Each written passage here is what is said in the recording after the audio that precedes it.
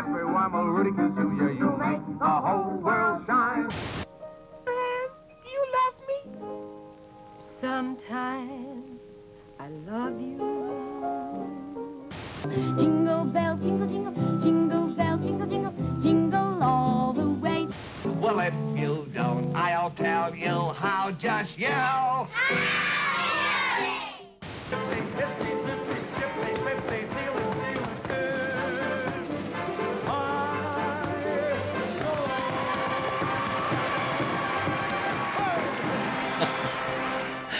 Puppets. They've captured our hearts and imagination for generations. These moving sculptures have the ability to make us laugh, cry, and conjure up a whole range of human emotions. Well, that's what the art of puppetry is all about. Unlike any other art form, puppetry has the capacity to breathe life into inanimate objects and make us believe in a pretend world. For centuries, puppets have been a favorite form of American entertainment. This magical medium called puppetry has grown and changed dramatically over the past 300 years. What is the American puppet? Where did the American puppet tradition begin? And who and what influenced puppetry in America? Join us on a journey of wonder as we chronicle puppetry's fascinating and colorful evolution. This is the story of the American puppet.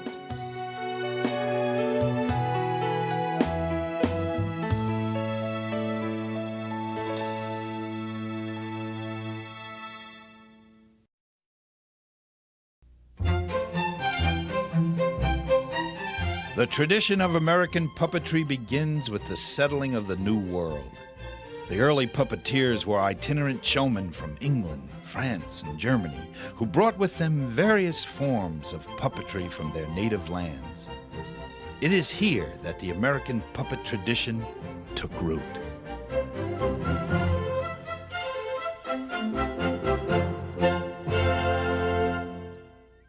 Colonial puppeteers traveled from town to town, finding work at fairs, taverns, and on city streets.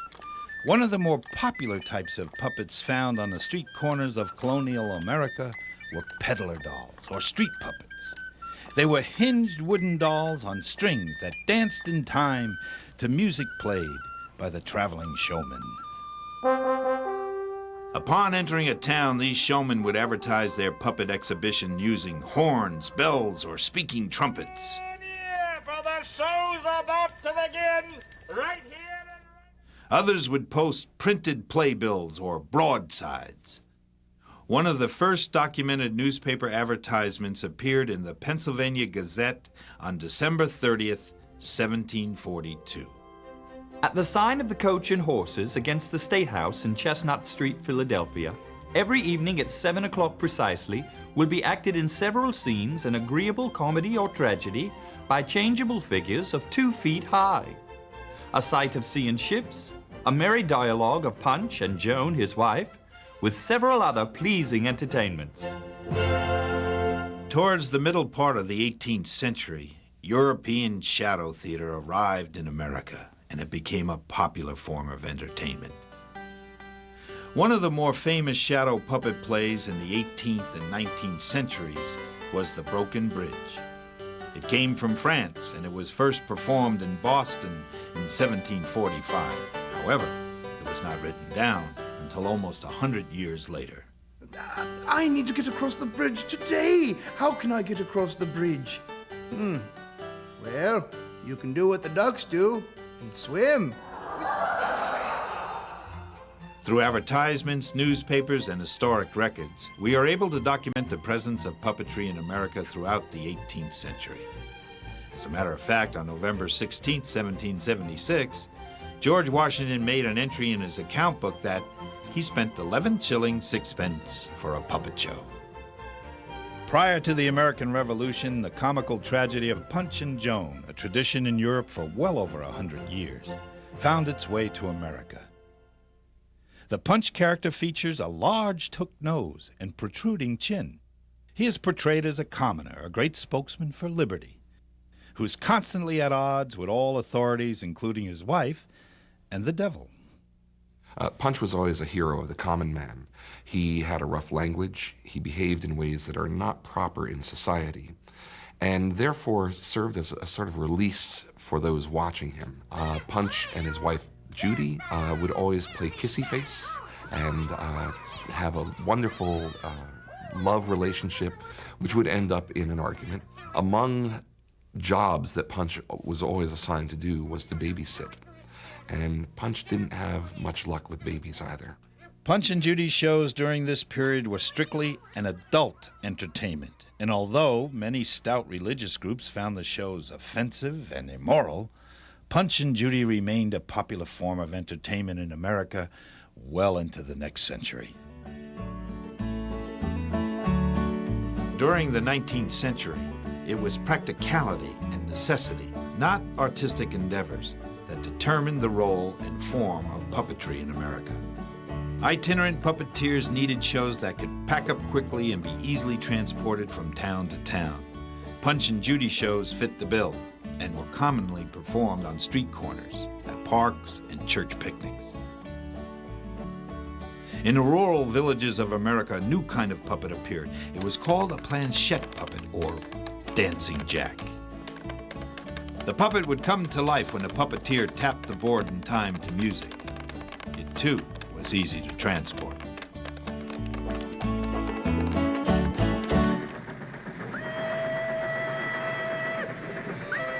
As the American population moved westward, itinerant puppeteers moved with the settlers. The typical itinerant puppet company was made up of a small family and perhaps one or two apprentices. One such family was the Llano family, who performed from the mountain villages of Virginia to the mining towns of California.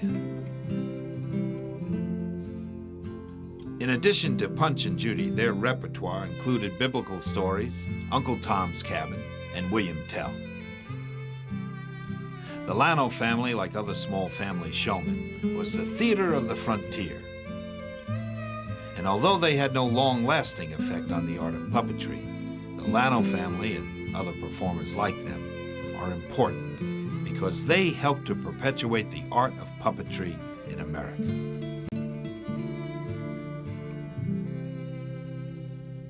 Puppet showmen at this time earned a meager living. It was a tough life. Many puppeteers found employment with circuses and fairs in the summer months. In the winter, they played indoors at dime museums among magicians, menageries, and sideshow freaks. These types of venues forced many puppeteers to change their acts from full-length dramatic productions to short variety acts where marionettes performed stunts and tricks. Also, because of their association with circuses and dime museums, puppet shows were now stereotyped as slapstick novelty acts and not considered a theatrical art form. Most stayed with the familiar Punch and Judy and trick marionette shows to meet the expectations and demands of the public.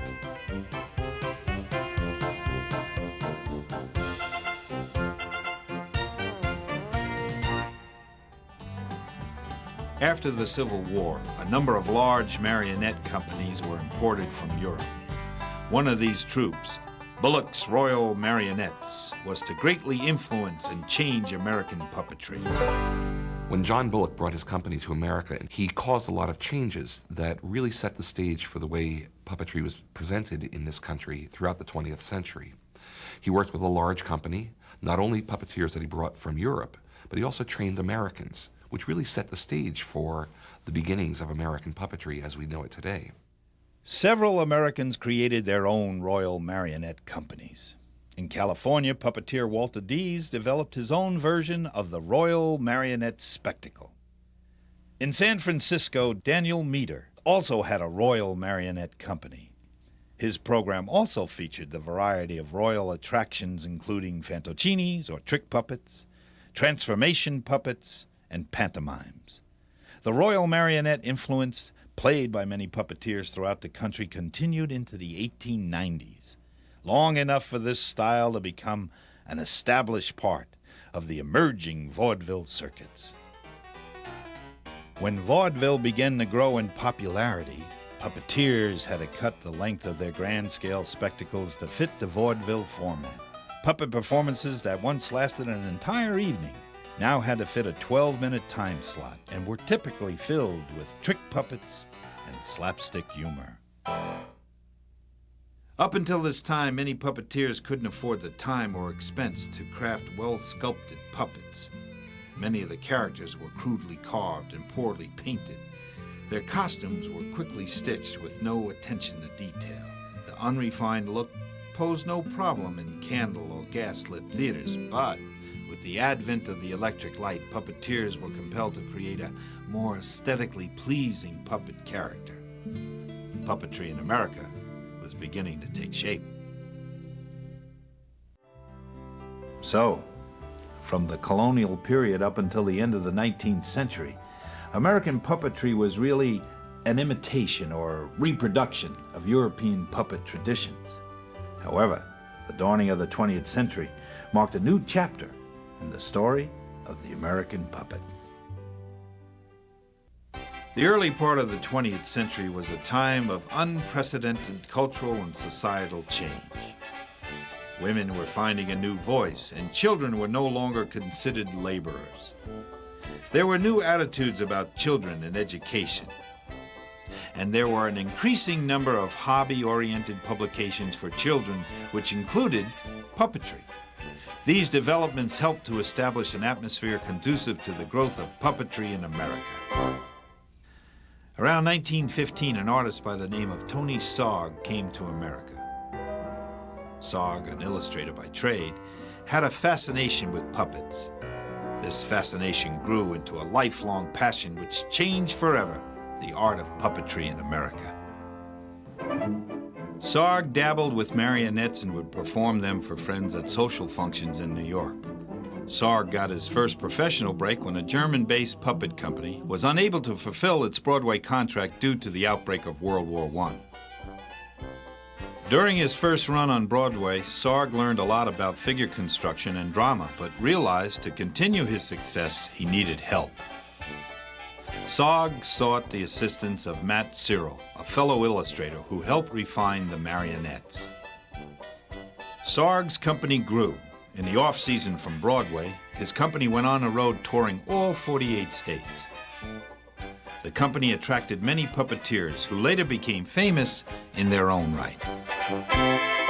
It was a very interesting life with Tony Sarg. You worked from the latter part of September until May, traveling every day. We played 6 days a week. We gave 2 shows a day the whole season. Tony Sarg helped to commercialize puppetry too. He created and designed the large character balloons for the Thanksgiving Day Street Pageant in New York City. Today we know the pageant as the Macy's Day Parade. In effect, what Tony Sarg created were inverted marionettes, string puppets upside down.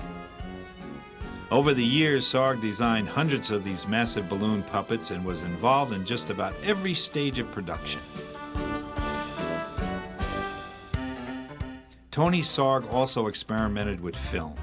He created a series of shadow plays and used various methods and techniques to manipulate the figures to create a fascinating visual story.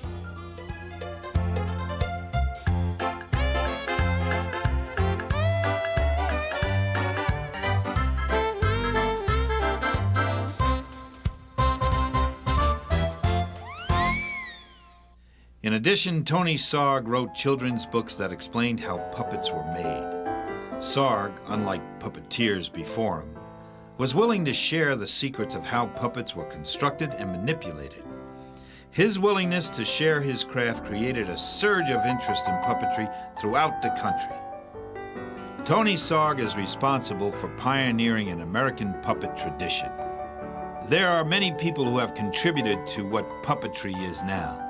But Tony Sarg in the 20th century brought about an excitement for this art form that continues to this day. Tony Sarg is regarded by many as the father of modern American puppetry.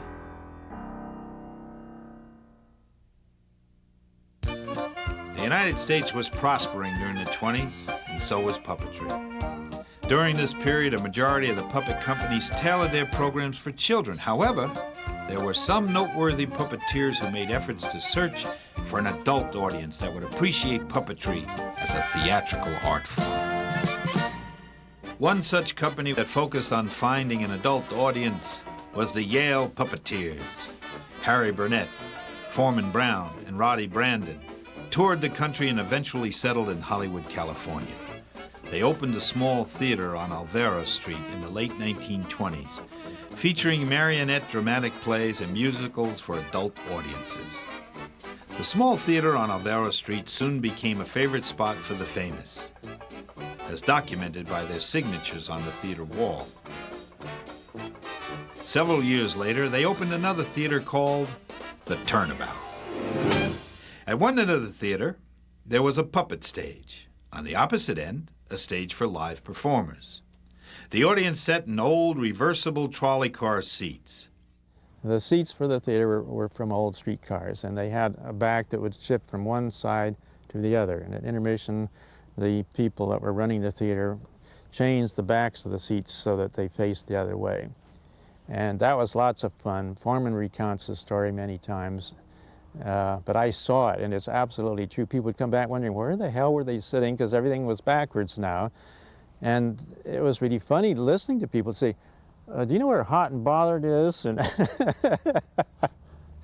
and they'd finally get settled, and then the show would continue.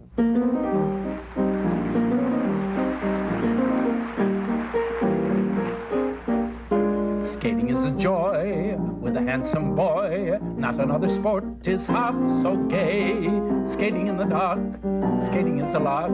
You can fling your cares away. Hey, gliding on the ice, golly, but it's nice. Laugh at all your troubles and your care. You'll have no regret if you don't forget. You ought to have on your thick underwear. The Yale Puppeteers will long be remembered for their elaborate miniature musical comedies and for establishing one of the first permanent puppet theaters in America. And the whole wide world will like you. Turn about, turn about, turn about. During this growth period of puppetry in America, another woman, Ellen Van Valkenburg of the Chicago Little Theater, had a tremendous influence on puppetry. She convinced puppet performers that they should both manipulate the puppet and speak the lines as well. Until this time, two performers were hired to create one character, one doing the voice, the other the manipulation. In addition, her dramatic insight and theatrical training helped to elevate puppetry in America from a spectacle to a legitimate art form. She was also the first person to coin the term puppeteer.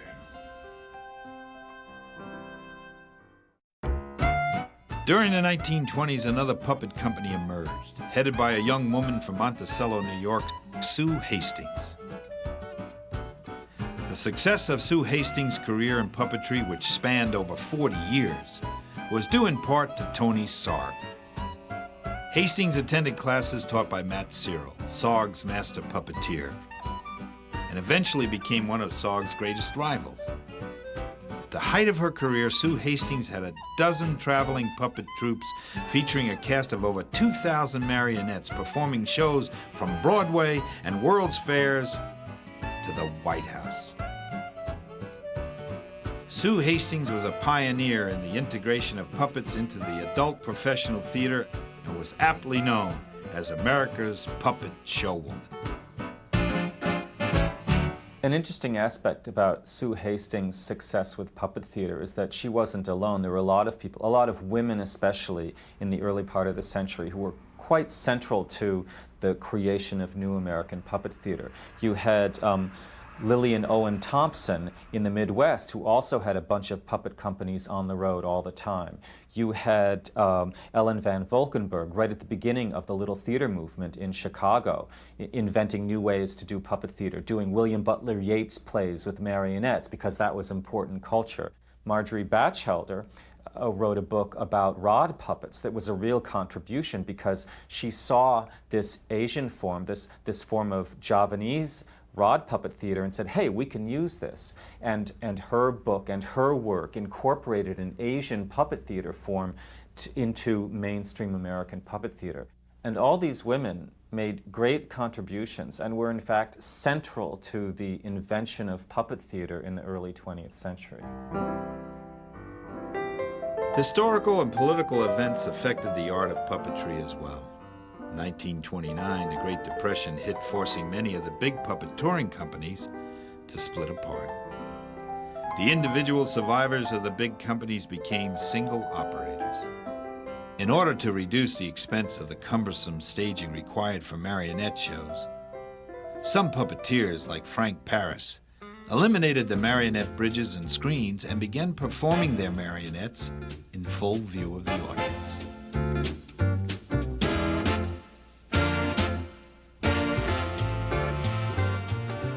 Other puppeteers found work with the Federal Theater Project.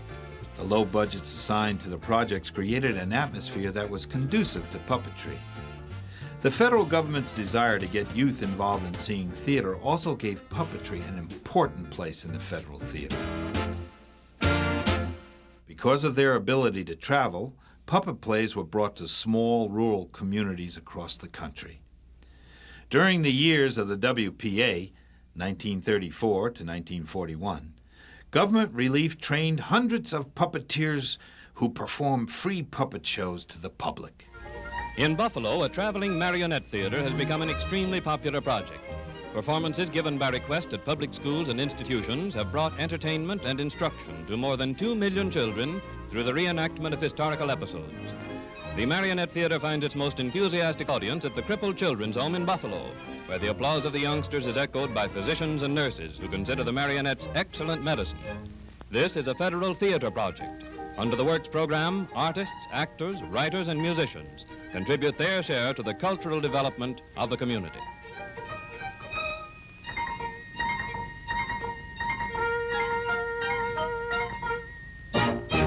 One prominent puppet theater, which hailed from Buffalo, New York, had the distinction of having the only African-American cast of puppeteers in the world, whose shows were described as elaborate, beautifully staged productions.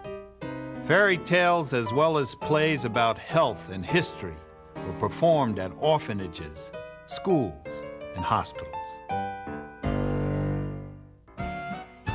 The Federal Theater Project flourished in the cities. It is said that during this period there were more puppeteers in New York City than there had been previously in the whole United States.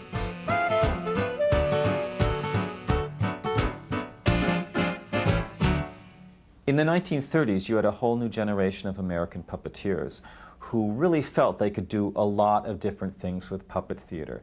You had Ralph Chassé in San Francisco doing Eugene O'Neill's Emperor Jones, this really important new American play that wanted to take apart the situation of racism and race and slavery. And around the same time, you have Remo Buffano doing collaborations with people like Aaron Copland. Copland's inventing American modern music, and Buffano's inventing American modern puppetry, and the two come together in a show at the 1939 World's Fair called From Sorcery to Science. So these collaborations are possible. These collaborations are successful. Remo Buffano's lifelong passion for puppetry was inspired by his Italian heritage through Sicilian marionette shows. As a youth, he saw these shows performed at the Matteo's Family Theater on Manhattan's Lower East Side. Lo strepito delle armi non copre la voce dello fraro, che sulla bocca dei duellanti ce ne rode. Questo è il solo teatro che non si sia mai accorto di una crisi del teatro. E al termine delle tensioni non trionfasse. However, Buffano did not limit himself to his cultural traditions. Instead, he sought to advance puppetry through experimentation. With Buffano, it seems to me what makes his work so important and so unusual, what makes it stand out, is that he was so interested in redefining puppet theater in a lot of different ways. He's working with Sicilian marionettes, he's working with hand puppets, he's working with giant puppets. He totally understands the idea that puppet theater could be serious theater. So he's always inventing new ways of making puppet theater. Bufano in particular realizes this idea of puppet theater being a way of making modern performance happen. During the 1930s, radio and movies began to come into their own. It is during this time that we see the first puppet character rise to national attention and recognition via, of all mediums, the radio. In December of 1936, ventriloquist Edgar Bergen and his wooden friend Charlie McCarthy were guests on the Rudy Valley radio program and became an instant success. That performance launched a long and successful radio and film career. Charlie McCarthy and Edgar Bergen's witty dialogue was heard on the radio for almost 20 years and continued in TV and nightclubs until 1978. And now for the boy who was given the most to the screen in the past year. I want to thank you for this great honor, Charlie. Huh? You're not the boy. Oh, I feel that I don't deserve... What? You're not the boy. Well, I've been framed. Who is it? Well, it's Mickey Rooney. Mickey Rooney? Yes. Never heard of it. Edgar Bergen and Charlie McCarthy were household names. It was the first time in history that a puppet enjoyed so much popularity. Charlie McCarthy became the first American puppet icon. During this period in American history, there were several noteworthy puppet companies who endeavored to incorporate a high level of theater into their marionette productions. Martin and Olga Stevens, who toured with stories of Joan of Arc and the Passion Play, were one of the first groups to perform religious puppetry in the United States. Another company, the Tattermans, geared their marionette theater towards an adult audience. They performed serious theater works such as The Taming of the Shrew and Peer Gynt.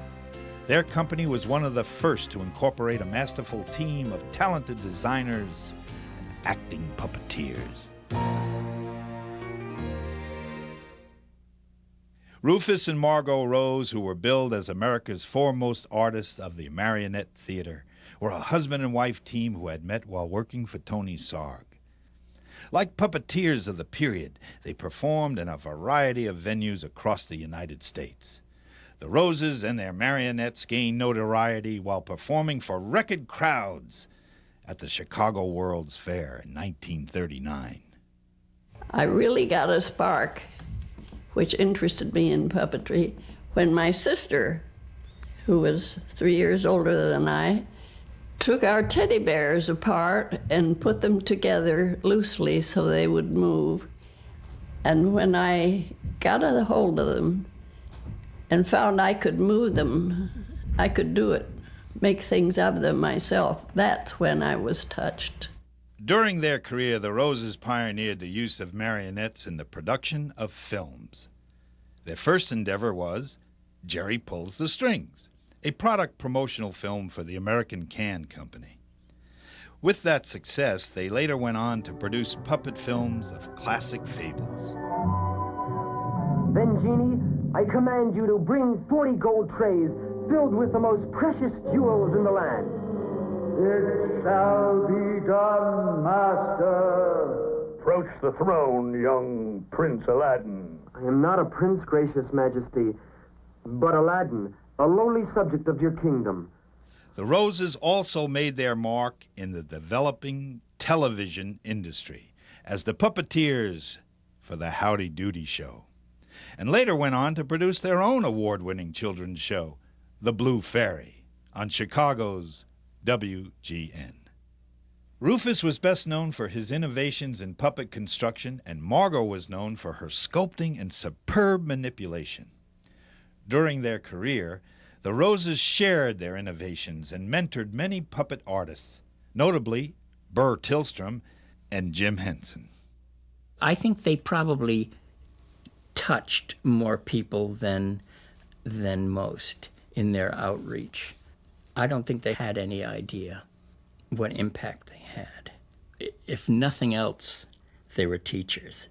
And the idea of sharing what they knew was very important to them, of passing on what they had gotten from Tony and developing and helping to develop it. but they were passionate in a very low-key way about puppetry. They loved what they did, and it showed in their work. At one point, Margot said, "We never thought we were famous. We just did what we thought we had to do."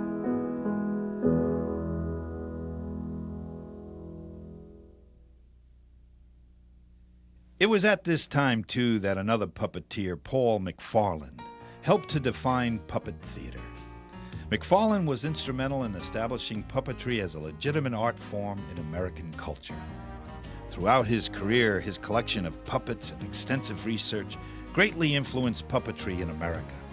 One of its greatest contributions was the establishment of the first puppetry conference and festival, which later grew into the organization known as the Puppeteers of America. The Puppeteers of America was founded by Paul McFarland. It really began in 1930 when he started annually publishing these little small publications about what was going on in puppetry around the country. And then in 1936, he gathered together a whole bunch of puppeteers in Detroit to perform and share ideas. And they said, let's do this on a regular basis.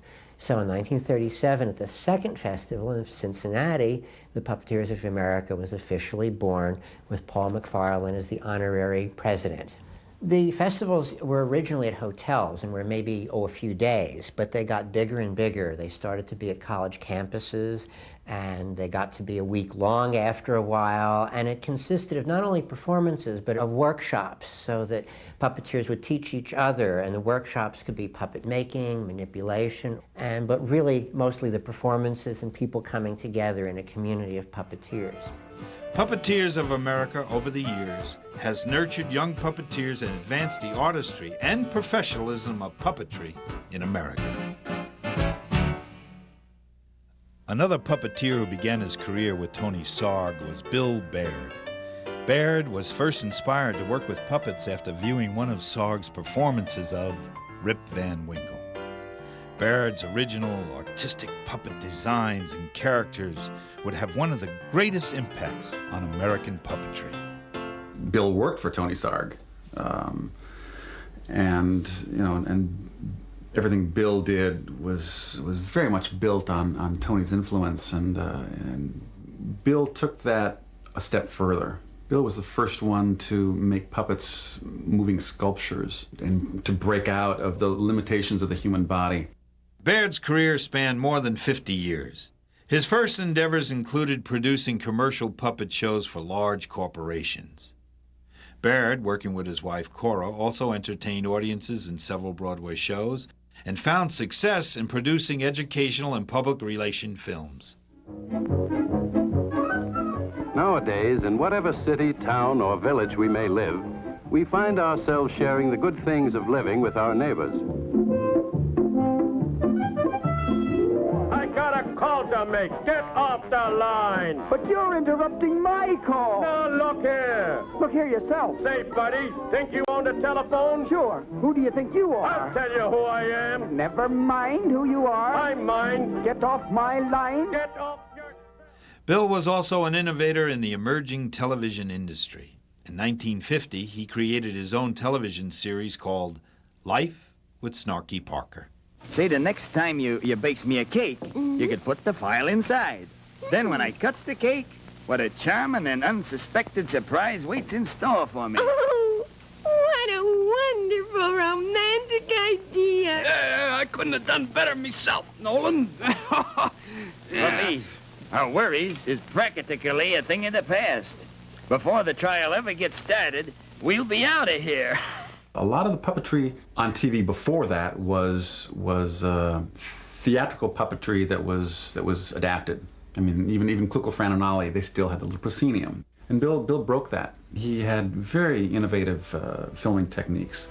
There's a wonderful thing in Peter and the Wolf where he's kind of got all these puppets going through the forest. The trunks of the trees actually are supporting the puppeteer bridge, and the puppeteers are up there leaping from board to board as they're walking these characters through the forest, all specifically designed to be shot with TV. Besides television, Bill Baird's marionettes were also featured in motion pictures. The sequence of The Lonely Goat Herd in the 1965 film The Sound of Music was one of Beard's most memorable performances. Bill was great because he was the part and parcel of an era that was great marionette theater. He was brilliant. Of all the puppeteers of the 20th century, Bill Baird's artistry and design innovations set new standards in the art of puppetry. He will long be remembered as the man who changed the face of the American puppet. During the years of World War II, puppetry had all but come to a standstill. Most everyone's focus was on the war effort. When peacetime came, new technological advances would bring about great changes to the American way of life. The most dramatic change in American culture was brought about by television. During the early years of television, programmers all over the country needed to fill airtime with entertaining programs. Puppets offered an inexpensive, flexible, and ready solution. The introduction of television marked a major turning point in the history of American puppetry. Ho, ho, ho!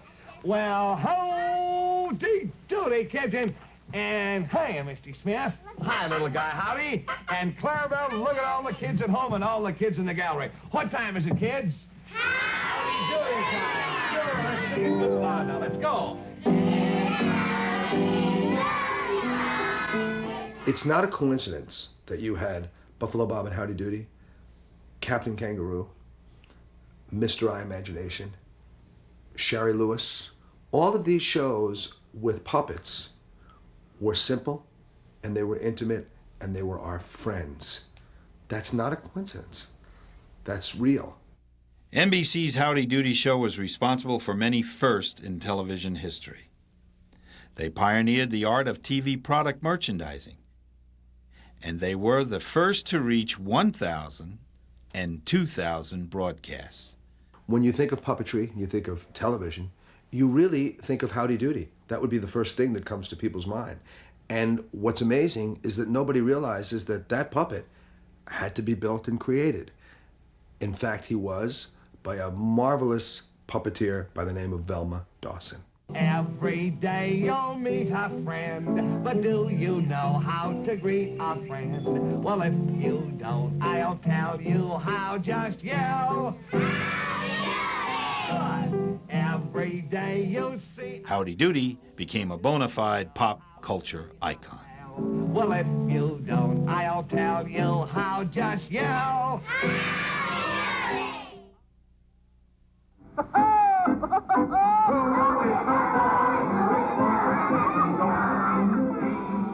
To compete with NBC, ABC took a local New York TV program, the Rudy Kazootie Club, and brought it national, featuring the talents of puppeteer Paul Ashley. Well, basically, all the formulas were like Howdy Doody. You had your peanut gallery, and here it was, Rudy's gallery there of kids. And then you had Mr. Deedle Doodle, the magician, the Keystone Cop, keeping order with the kids and playing along with it. And the mean villain, of course, was Poison Zumac, who was always trying to steal Rudy's magic kazootie. Because with Rudy's magic kazootie, he could do most anything. And this character was somebody who just wanted to be anything. If he wanted to be an astronaut, he wanted to be a baseball player or a football player, Rudy would do it. He would, toot on his magic kazootie and travel anywhere he wanted. And of course, there was Poison Zumac trying to steal it, along with Polka Dotty's dots. Lots of times he'd be stealing Polka Dotty's dots. But of course, Rudy would, win at the end. Other children's TV shows of note featured puppets as well. There was Foodini the Great, created by Maury Bunnan. Never let it be said that Foodini the Fair exploited his labor. You want more help, and more help you shall have. One moment. Gosh. Here you are, my boy. We'll give you an extra pencil. Well, gosh. There was no rhyme or reason, really, to any of these shows. Howdy Doody was more, everybody was riled up and got crazy watching it. Remember Andy's gang with their puppets and Froggy the Gremlin? Parents used to complain how crazy they were. In fact, the first person to ever bring some saneness to kids programming was Sherry Lewis, and then Ding Dong School. Ding Dong School came before, but Sherry Lewis really added some class. And of course, the Beatles, to me, of kids programming and the genius was Paul Winchell and his puppets. In 1947, Paul Winchell and his wooden friend, Jerry Mahoney, of the Winchell-Mahoney Show, was broadcast on NBC.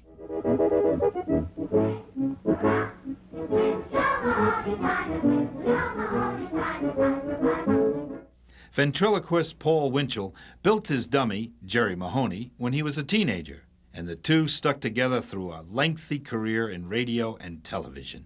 This ribbon. Hey, this isn't the usual gavel. Oh. Thank you, Nuck. Yo, thank you for saying thank you, kiddo, but that one ain't mine. Paul Winchell. He pushed the envelope. He was really inventive. First puppet I ever saw tap dance, but I mean really tap dance. It's the first puppet I ever saw play the drums.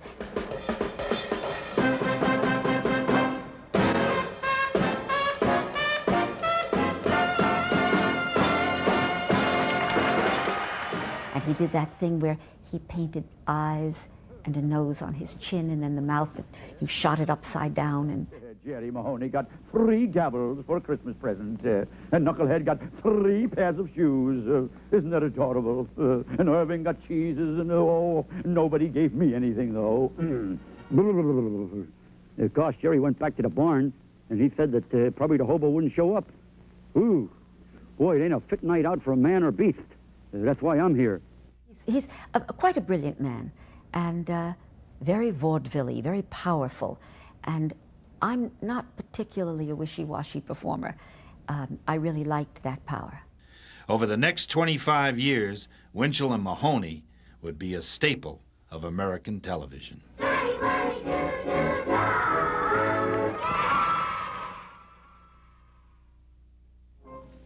Of all the puppeteers that appeared on television, none had a greater impact on the viewing audience than Burr Tillstrom's Kukla, Fran, and Ollie show. We could make it a double day. We could do that, couldn't we? Yes, and I'm dying to meet Paul Puckenschlagel. Oh, me too. That'll be just great. Maybe he'll let me run the streetcar. I don't think he should, but he might. And as we go down the street, I'll call out, well, here we come. Kukla! Fran! And Ollie! Tillstrom's love for puppetry began at an early age when he performed for children in his neighborhood. He continued working in puppetry through the Federal Theater Project, where he created one of America's most beloved puppet characters, Kukla. He made this little figure out of it was cloth. It was a cloth figure. And at the time that he was working on Federal Theater, it didn't even have a name. But one day he went backstage and he met Tumanaba, and he played it for her. And she said, "Ah, Kukla," which means in Russian, puppet. Kukla. And that's how he got his name. Tillstrom was unique among puppeteers of his day. He preferred to work with hand puppets instead of the string puppets that were more popular. When Burr was offered a daily television show on WBKB in Chicago, he invited radio personality Fran Allison to join the show. The show was so popular that families planned their dinner around the show, and bars turned off sporting events and stopped serving alcohol so families without TVs could watch. Burr was the voice and life of all the Kuklapolitans, and he never used a prepared script. Kukla and Ollie became America's Punch and Judy. If you look at his puppets carefully, they are not craftsman-like work. They are something that did the job, slapped together, and as I say, the things you love you see with different eyes. And Burr was a master at making you fall in love with his characters. So obviously they looked great, always. In 1964, Tillstrom performed The Berlin Wall. Never had the American public seen such powerful imagery performed with bare hands.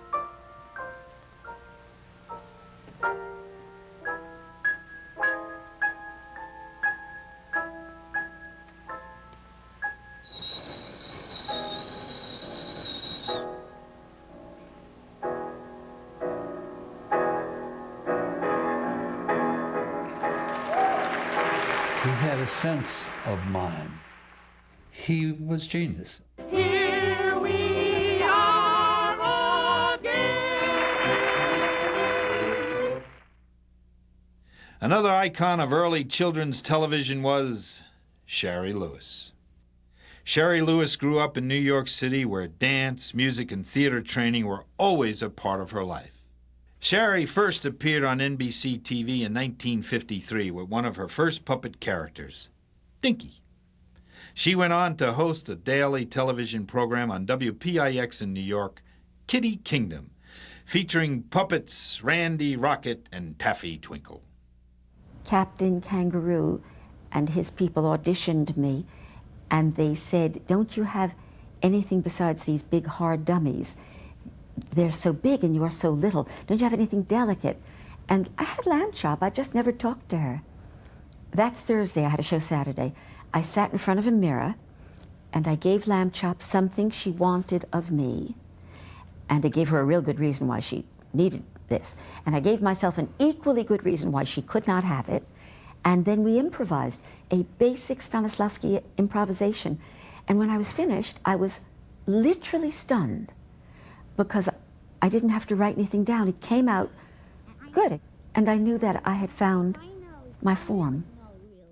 Her appearance on the Captain Kangaroo show in the 1950s led to her own Saturday morning TV program, The Shari Lewis Show, which aired on NBC from 1957 until 1963. You see, you really can only bring to life a puppet that is a facet of you. And that's why there's so much bad puppetry around, because people simply decide that they're going to do a puppet and then try to force a character onto the puppet. And you can't force it. You have to sit in front of a mirror and let the puppet tell you if it wants to talk. Maybe the answer to longevity is the truth of the characters. She sells seashells by the seashore. Some are red, violet is all blue. She sells seashells by the seashore. Isn't that a silly thing to do? Selling shells by the sea is humorous, cause the shells in the sand are numerous. So if you plan to sell any shells by the sea, you aren't going to sell many shells to me. She sells seashells by the seashore. Some are red, violet is all blue. She sells seashells by the seashore. Now let me put it to you. Isn't that a silly thing? Isn't that a silly thing? Isn't that a silly thing to do? What we do is organic. It is natural. It may not always be good, but it's always natural. And maybe that's what's good. Shari Lewis, along with Lamb Chop and her other lovable puppet characters, entertained generations of children and families from the early 1950s until her passing in 1998. She'll best be remembered as a champion for quality children's television. Her longevity in the industry is unparalleled. The changes that television brought to the art of puppetry are staggering. Television advanced profound changes in puppetry's style, methods of operation, and delivered audiences in the millions. Television also attracted many young puppet artists. One would go on to revolutionize the art of puppetry worldwide. His name was Jim Henson. The person of the 20th century that we can probably thank for what people call a revolution in puppetry right now is Jim Henson. Push the button! Push the button! Push the button! Push it! If you don't push that button, I'll push it myself. Oh, it's gonna be a great act, Kermit, but something's wrong with my bike. If I advance the spark.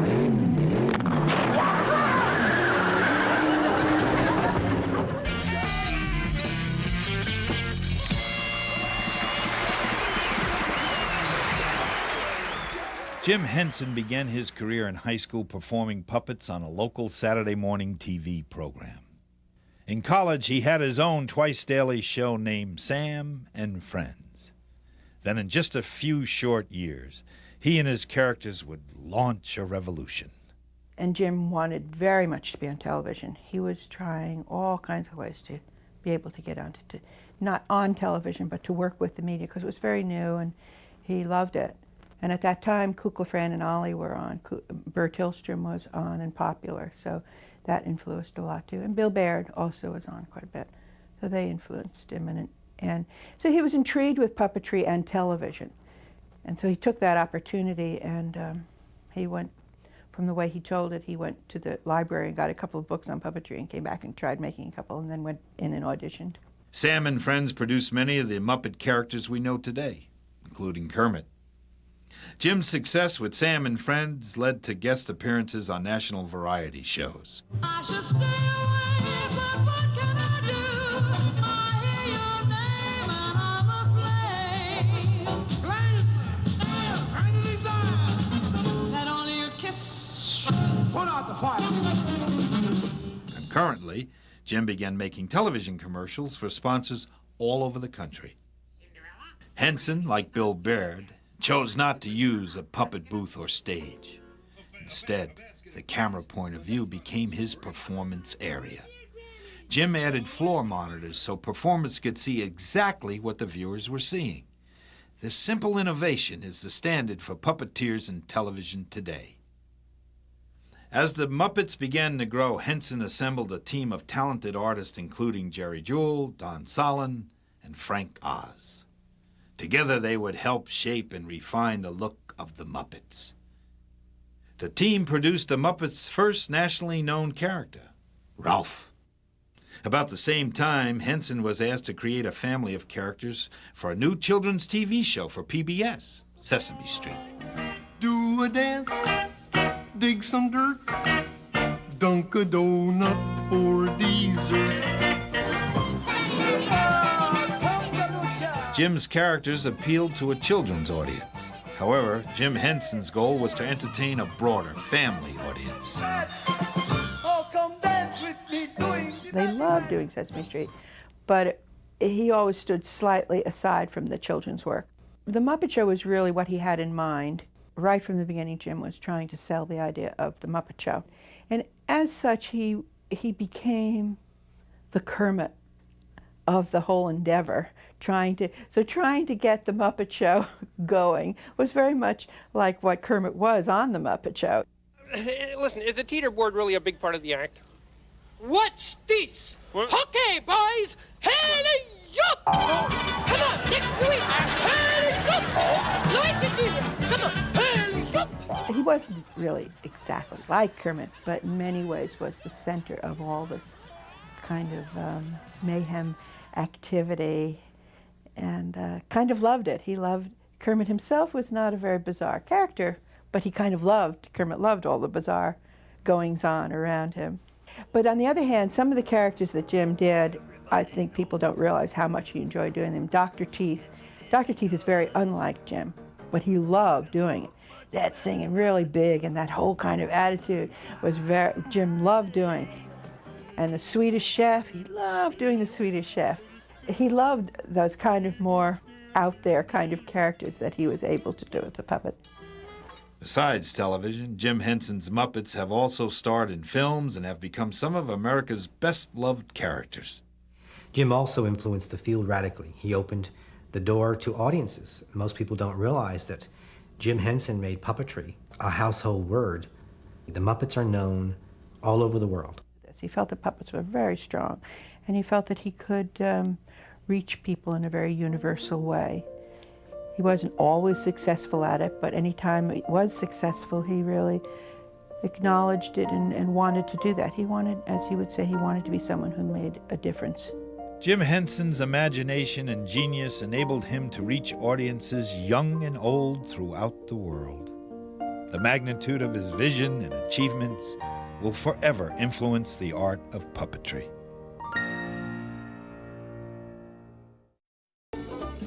During the 1950s, television entertainment dominated the interest of the public. However, many puppeteers continued the tradition of live puppet shows and sought adult audiences at theaters and nightclubs. Others toured the country with traditional children's shows of classic fairy tales and folklore. Then in the 1960s, a time of social unrest in America, puppetry found a new voice with the formation of the Bread and Puppet Theater. Under the direction of German immigrant Peter Schumann, their troupe quickly moved from presenting fairy tales to protesting social injustice and America's involvement in Vietnam. Puppets were very strong representations. They articulated, they focused the concerns of a lot of people who were upset about the war and wanted to oppose it. The puppets focused that in the manner of street processions and a lot of puppet shows that articulated with images and sound why it might not be a good idea to be involved with this war in Vietnam. And that was the beginning of the period of Bread and Puppets work where it became well known. So this is very influential for people like Julie Taymor, like Paul Zaloom, Janie Geiser. A lot of these folks were all inspired by Bread and Puppets' work. And it's fascinating to me, too, that there was that moment where Schumann and Henson shared a workshop space in the basement of the Astor Library, because they really defined two strong paths of American puppet theater. The Bread and Puppet Theater found the potential for having a strong conscience and voice through puppetry. The art of puppetry in America grew dramatically during the 20th century. There were hundreds of individual puppeteers who advanced puppetry through their endeavors. Many puppeteers sought to expand the role of the puppet as entertainment, social commentary, and as a dramatic art form.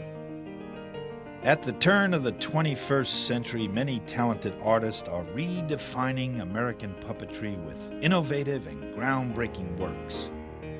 Puppet artists like Janie Geiser have demonstrated the power and artistry of puppet theater, while Julie Taymor's brilliant work on Disney's The Lion King proved that masks and puppets could be a Broadway hit. And Cheryl Henson and Leslie Ash created the Festival of Puppet Theater in New York City, showcasing modern puppetry performances by artists from around the world. The first festival, now a biannual event, was held in honor of Jim Henson as a tribute to his legacy, his vision, and support to broaden puppetry arts. Organizations and institutions also helped to perpetuate the art. In 1968, Frank Ballard began a college-level puppet arts program at the University of Connecticut, where students learn and develop the craft of puppetry. In Atlanta, Vincent Anthony created the Center for Puppetry Arts, a museum designed to explore and present all aspects of puppetry, featuring an extensive puppet collection, live performances, and educational programs.